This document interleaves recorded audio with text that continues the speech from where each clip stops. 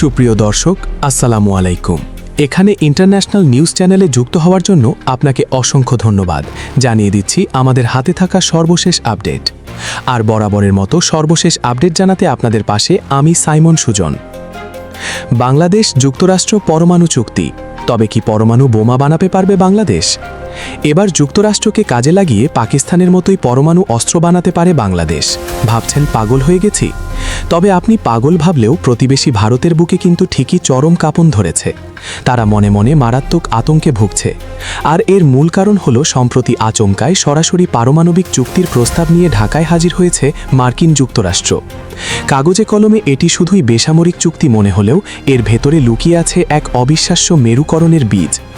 মধ্যপ্রাচ্যে ইরান ঠিক যেই ফর্মুলা ব্যবহার করে পশ্চিমা বিশ্বের চোখে ধুলো দিয়ে ইসরায়েলের শত হামলা আর মার্কিন যুক্তরাষ্ট্রের ভয়ঙ্কর সব অবরোধকে বুড়ো আঙ্গুল দেখিয়ে নিজেদের পারমাণবিক সক্ষমতার চূড়ান্ত শিখরে পৌঁছেছে, ঠিক একই পথে হাঁটার এক সুবর্ণ সুযোগ তৈরি হচ্ছে লাল সবুজের এই দেশটির সামনে।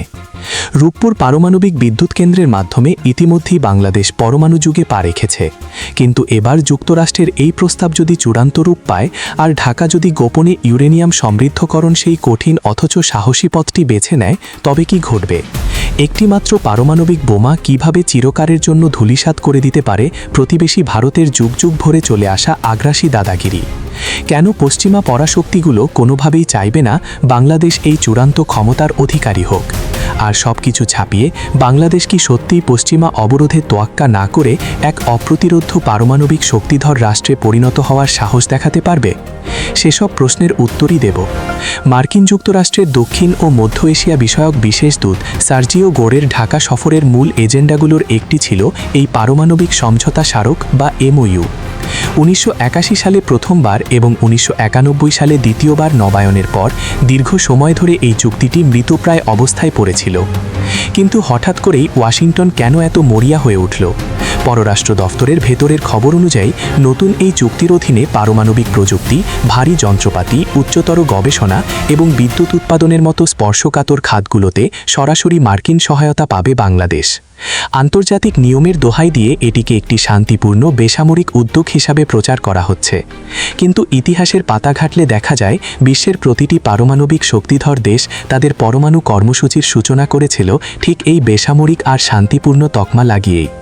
একবার যখন কোনো দেশ পারমাণবিক চুল্লি পরিচালনা, ইউরেনিয়াম সংরক্ষণ এবং কারিগরি সক্ষমতা অর্জন করে ফেলে, তখন সেই জ্ঞানকে সামরিক খাতে রূপান্তর করা কেবলই সময়ের ব্যাপার। মধ্যপ্রাচ্যের দিকে তাকালেই এই নির্মম সত্যটি জলের মতো পরিষ্কার হয়ে যায়। দশকের পর দশক ধরে ইরানের উপর পৃথিবীর ইতিহাসের সবচেয়ে ভয়ঙ্কর সব অর্থনৈতিক অবরোধ চাপিয়ে রেখেছে যুক্তরাষ্ট্র। তাদের বিজ্ঞানীদের গুপ্ত হত্যা করা হয়েছে, পারমাণবিক স্থাপনায় হামলা চালানো হয়েছে, এমনকি দেশের সর্বোচ্চ নেতাকেও নির্মমভাবে হত্যা করা হয়েছে। কিন্তু কোনো কিছুই ইরানকে দামাতে পারেনি। তারা প্রথমে বিদ্যুৎ উৎপাদন ও চিকিৎসা বিজ্ঞানের কথা বলে পারমাণবিক চুল্লি বসিয়েছে, আর সেই চুল্লির আড়ালে মাটির গভীর তলদেশে অত্যন্ত গোপনে ইউরেনিয়াম সমৃদ্ধকরণ চালিয়ে গেছে। বেসামরিক কাজে ব্যবহৃত ইউরেনিয়ামের মাত্রাকে ধাপে ধাপে বাড়িয়ে তারা আজ এমন এক জায়গায় পৌঁছেছে যেখান থেকে পরমাণু বোমা তৈরি করা তাদের জন্য শেষ কয়েক সপ্তাহের ব্যাপার। বাংলাদেশের পরিস্থিতি ঠিক এখানেই এক অভূতপূর্ব মিল তৈরি করে। রূপপুর পারমাণবিক বিদ্যুৎ কেন্দ্রের কল্যাণে বাংলাদেশের হাতে ইতিমধ্যেই রাশিয়ান ইউরেনিয়াম এসে পৌঁছেছে। এই চুল্লি চালানোর জন্য এক ঝাঁক মেধাবী এবং উচ্চতর প্রশিক্ষণপ্রাপ্ত বিজ্ঞানীও সম্পূর্ণ প্রস্তুত। অর্থাৎ পরমাণু প্রযুক্তি নিয়ে কাজ করার বেসিক ইনফ্রাস্ট্রাকচার বা প্রাথমিক কাঠামো আমাদের হাতে রয়েছে। এখন শুধু প্রয়োজন একটি লৌহ কঠিন রাজনৈতিক সিদ্ধান্ত।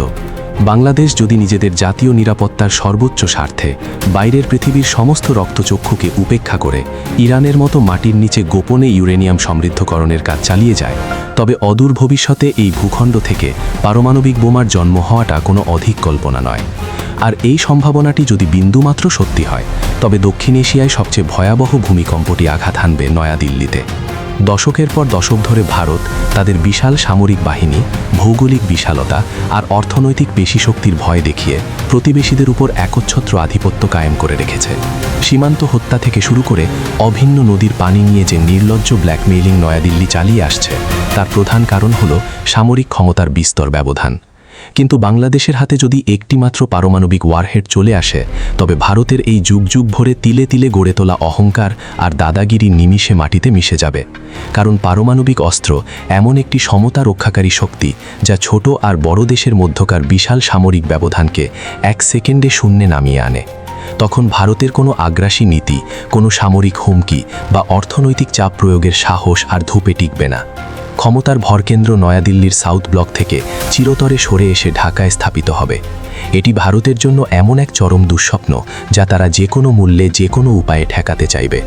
ভারত ভালো করে জানে, একটি পারমাণবিক অস্ত্রধারী বাংলাদেশ মানেই তাদের আঞ্চলিক খবরদারি চিরস্থায়ী মৃত্যু। একইভাবে বৈশ্বিক পরাশক্তি মার্কিন যুক্তরাষ্ট্র বা চীন কেউই চাইবে না বাংলাদেশই চূড়ান্ত ক্ষমতার অধিকারী হোক। ঢাকা যদি সত্যি সত্যি পরমাণু অস্ত্র তৈরির পথে এক পাও অগ্রসর হয়, তবে মুহূর্তের মধ্যে পশ্চিমা বিশ্ব ভয়ঙ্কর রূপ ধারণ করবে। বাংলাদেশের অর্থনীতির লাইফলাইন খ্যাত তৈরি পোশাক বা আরএমজি খাতের উপর সরাসরি চরম আঘাত হানা হবে। রপ্তানি সম্পূর্ণ বন্ধ করে দিয়ে, বৈদেশিক মুদ্রার রিজার্ভ আটকে দিয়ে গোটা দেশের অর্থনীতিকে শ্বাসরত করে মেরে ফেলার এক ভয়ঙ্কর আন্তর্জাতিক ষড়যন্ত্র শুরু হবে।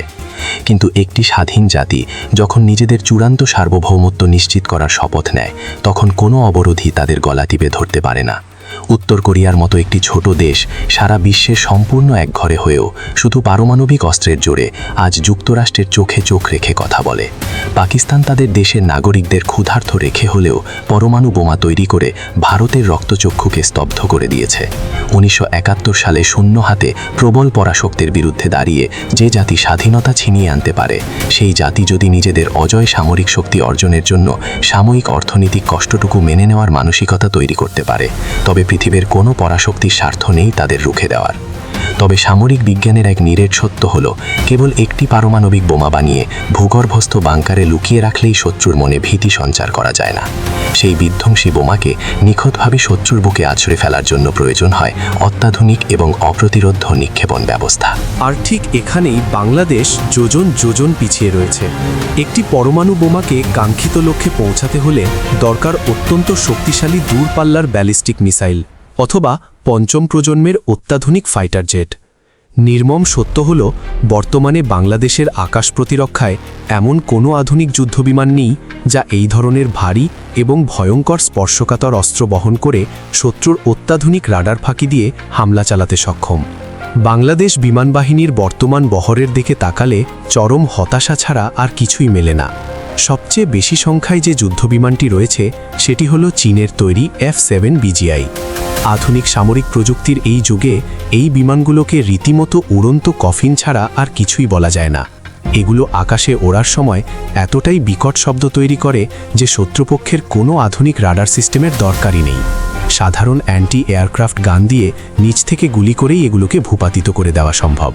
মাঝে মধ্যেই যান্ত্রিক ত্রুটির কারণে ফসলি জমি, ধান ক্ষেত বা জনবসতির উপর এগুলো আছড়ে পড়ছে। মার্কিন যুক্তরাষ্ট্রের F-22, রাশিয়ার Su-57 কিংবা পার্শ্ববর্তী ভারতের রাফাল যুদ্ধবিমানের সামনে বাংলাদেশের এই মানধাতার আমলের F-7 BGI টিকতে অক্ষম। একটি দেশের আকাশসীমা নিশ্ছিদ্র রাখতে এবং পারমাণবিক সক্ষমতার মতো চূড়ান্ত শক্তির পূর্ণ ব্যবহার করতে হলে সবার আগে দরকার পঞ্চম প্রজন্মের ফাইটার জেট এবং এক দুর্ভেদ্য আকাশ প্রতিরক্ষা ব্যবস্থা। মার্কিন দূতের এই সফরের আড়ালে আরও একটি গভীর বাণিজ্যিক কূটনীতি লুকিয়ে আছে।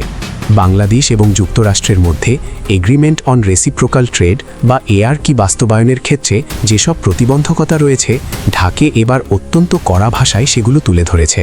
বিশেষ করে যুক্তরাষ্ট্র সম্প্রতি B-1 এবং B-2 ভিসা আবেদনকারীদের জন্য $20,000 মার্কিন বন্ড বাধ্যতামূলক করার যে চরম বৈষম্যমূলক সিদ্ধান্ত নিয়েছে, তা দুই দেশের স্বাভাবিক ব্যবসায়িক সম্পর্কের জন্য একটি বিশাল প্রাচীর হয়ে দাঁড়িয়েছে। বাংলাদেশ অত্যন্ত দ্ব্যর্থহীন ভাষায় এই শর্ত বাতিলের দাবি জানিয়েছে। বাণিজ্যের এই স্বাভাবিক লেনদেনের আড়ালেই মূলত পরাশক্তিগুলো তাদের প্রভাব বিস্তারের জাল বিছিয়ে রাখে। যুক্তরাষ্ট্র চাইছে পরমাণু চুক্তি এবং বাণিজ্যিক সম্পর্কে টোপ দিয়ে বাংলাদেশকে তাদের ভূরাজনৈতিক বলয়ে শক্তভাবে আটকে রাখতে, কিন্তু বাংলাদেশ এখন আর দুর্বল অবস্থানে নেই। পারমাণবিক প্রযুক্তি অর্জনের এই সুযোগকে কাজে লাগিয়ে ইরান বা পাকিস্তানের মতো সকল বাধা ডিঙ্গিয়ে বাংলাদেশ যদি নিজেদের সামরিক সক্ষমতাকে চূড়ান্ত পর্যায়ে নিয়ে যেতে পারে, তবে আগামী দিনে বিশ্ব মানচিত্রে দক্ষিণ এশিয়ার অবিসংবাদিত পরাশক্তি হিসেবে আত্মপ্রকাশ করবে এই ভূখণ্ড। অর্থনীতিকে সুরক্ষিত রেখে কূটনীতির আড়ালে পরমাণু জ্ঞানকে শানিত করে এবং সামরিক বাহিনীর ফাইটার জেট সহ অন্যান্য সমরাস্ত্রকে যোগোপযোগী করার মাধ্যমে নিশ্চিত হবে এক অজয় এবং ভয়ঙ্কর শক্তিশালী বাংলাদেশের ভবিষ্যৎ।